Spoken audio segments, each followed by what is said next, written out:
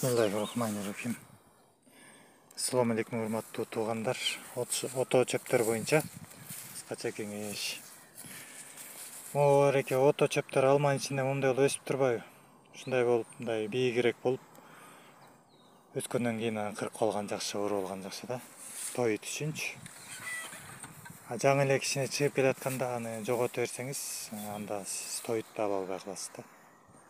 Кичине бийигирээк өскөндөн кийин мешать этпесе, эмеден арыктын жээктеринде, мындай картошкодон кичине алысыраак жерлерде аны шашылбай эле туруңузга сабаттуу эле.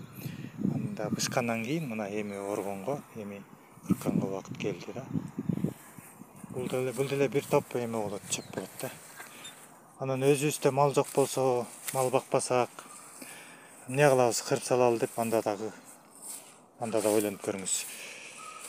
Кошуналарга берип койсоңор